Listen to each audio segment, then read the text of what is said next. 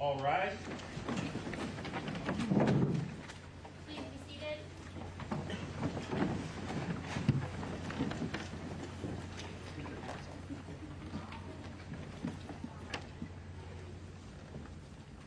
We are on the record in the 2nd Judicial District, Latah County.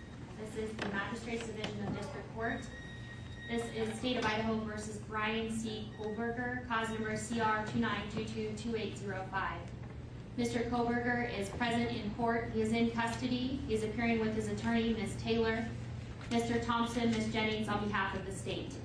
This is the time set in the matter for initial appearance. Mr. Kohberger, I am going to advise you of the rights that you have in this case. I am going to go over the criminal complaint with you, and then we're going to discuss setting the matter for further hearing. You have the following rights. You have the right to remain silent. Anything you say can and will be used against you. You have the right to the presumption of innocence. That means the state bears the burden to prove that you are guilty of this offense beyond a reasonable doubt. You have the right to a preliminary hearing. A preliminary hearing is a probable cause hearing. At that hearing, the state must establish that more likely than not, these felony offenses were committed and you were the one that committed the felony offenses. You have a right to have that hearing within 14 days if you remain in custody. If you are bound over at that preliminary hearing to district court, if the court finds probable cause, you would be bound over to district court. And at that time, you can enter a plea of not guilty, and you can have a jury trial set within 6 months of your appearance in district court. At both your preliminary hearing and your jury trial, you have the right to confront and question any evidence or witnesses called against you. Call witnesses on your own behalf and compel witnesses to be present and testify at the state's expense. You have the right to be represented by a lawyer. If you cannot afford one, one could be appointed to represent you based upon your financial need. You also have the right to appeal any conviction in your case. Do you understand these rights? Yes. I am now going to go over the criminal complaint with you. Count 1 of the criminal complaint charges you with the felony offense of burglary.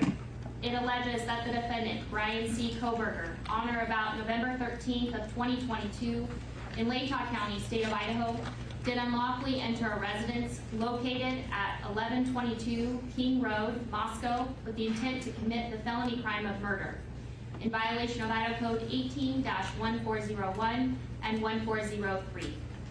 The maximum penalty for that offense, if you plead guilty or are found guilty, is not less than 1 year in prison, no more than 10 years in prison, and or a $50,000 fine or both. Do you understand? Yes. Count 2 alleges that you committed the felony offense of murder in the first degree.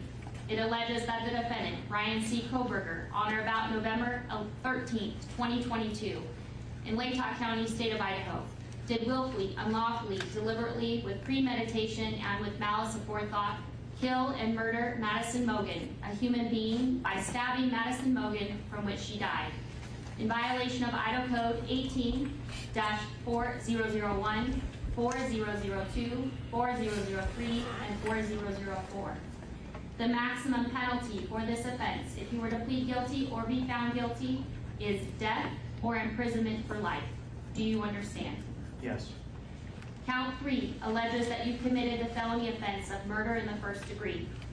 It alleges that the defendant, Bryan C. Kohberger, on or about November 13th of 2022 in Latah County, State of Idaho, did willfully, unlawfully, deliberately, with premeditation, and with malice aforethought, kill and murder Kaylee Gonsalves, a human being, by stabbing Kaylee Gonsalves, from which she died, in violation of Idaho Code 18-4001, 4002, 4003, 4004.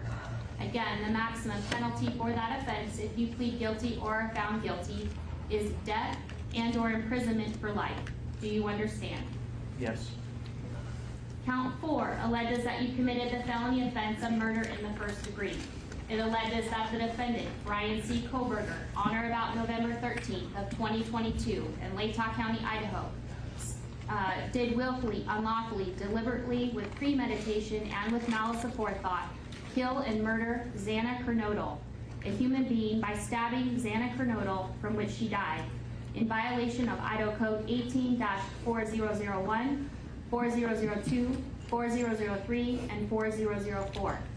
Again, the maximum penalty for that offense, if you plead guilty or are found guilty, is up to death and/or imprisonment for life. Do you understand? Yes. Count 5 alleges that you committed the felony offense of murder in the first degree. It alleges that the defendant, Bryan C. Kohberger, on or about November 13th of 2022 in Latah County, state of Idaho, did willfully, unlawfully, deliberately, with premeditation, and with malice aforethought, kill and murder Ethan Chapin, a human being, by stabbing Ethan Chapin, from which he died, in violation of Idaho Codes 18-4001, 4002, 4003, and 4004. And again, the maximum penalty for this offense, if you plead guilty or are found guilty, is up to death and imprisonment for life. Do you understand? Yes. And Mr. Kohberger, would you like to represent yourself, hire a lawyer, or see if you qualify for court-appointed counsel? I have court-appointed counsel. Court has reviewed your application for attorney at public expense. I do find that you are indigent and do qualify for court-appointed counsel. I will appoint Ms. Taylor to represent you in this case. Ms. Taylor, have you had an opportunity to speak with Mr. Kohberger about speedy preliminary hearing and setting this matter? Your Honor, I have. We would ask the court to set the status hearing in a week or two to make a final determination. Okay. And Mr. Thompson, Ms. Jennings, are you in agreement with that? That's fine with the state, Your Honor.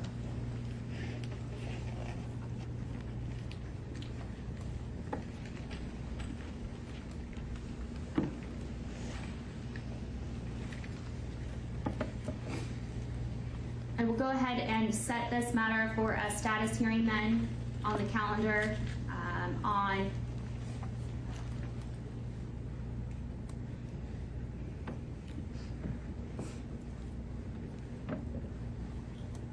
January 12th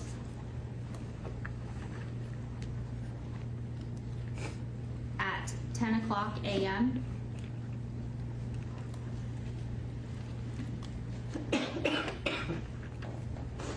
We will make sure notice is sent, and then Ms. Taylor, do you wish to argue bail at this time? Your Honor, I would like to ask the court to consider setting a bond. Mr. Kohberger right now is on a no bond hold, but it's a limited request as I don't have enough information. We are new to the case. We haven't reviewed very much in the way of information about the case, and we have just done our own work on the case. But we would want the court to know that Mr. Kohberger has a good family that stands behind him. And Mr. Thompson. You know, the state's position is that Mr. Kohberger is not entitled to bond in this case. We can take charges as is noted on the arrest warrant itself.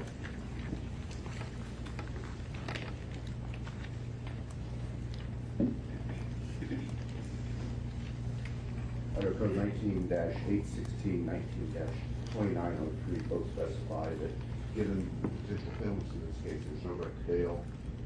The defendant was arrested 3,000 miles away across the country, where his family is. We ask that he remain in custody. No bail. At this point in time, pursuant to Idaho Criminal Rule 46B and Idaho Code 19-816 and 2903, I am going to leave the bail set of this case as no bail at this point in time until I have additional or further information at a later date and time. So with that, then Mr. Kohberger, you will be remanded in custody and remain in custody on the no bail pending further proceedings in this matter.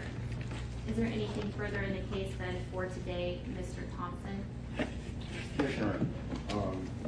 The state is asking for no contact orders for various family members of the deceased and also for the surviving roommates. I've spoken briefly with Ms. Taylor. She indicated there's no objection.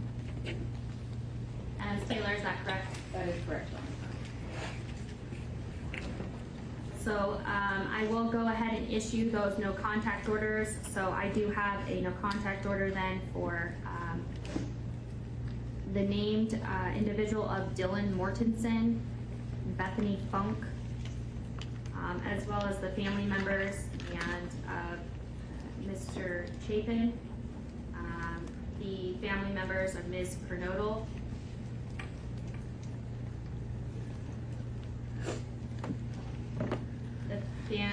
excuse me, Mr. and Ms. Laramie,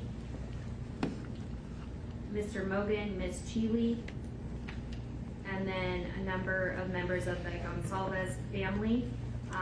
Those specific names will certainly be provided to you, Mr. Kohberger, by way of being provided notice of these documents. You'll get a copy of these no contact orders.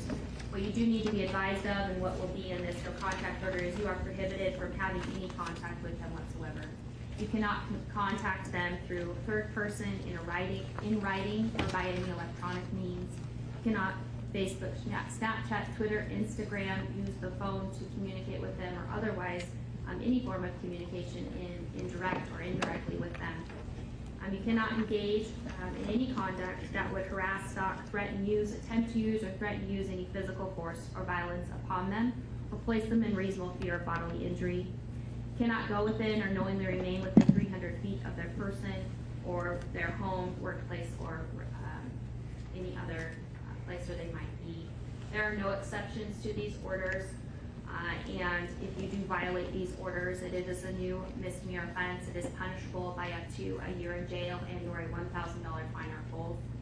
At this point in time, due to being in the magistrate's division here, at this juncture, I am going to issue the no contact orders for a period of 2 years, and then if it needs to be modified or changed by additional judge, it can be done so at that time. Is there anything further, Mr. Thompson? No, Your Honor. Anything further, Ms. Taylor? No, Your Honor. All right, thank you. We are adjourned.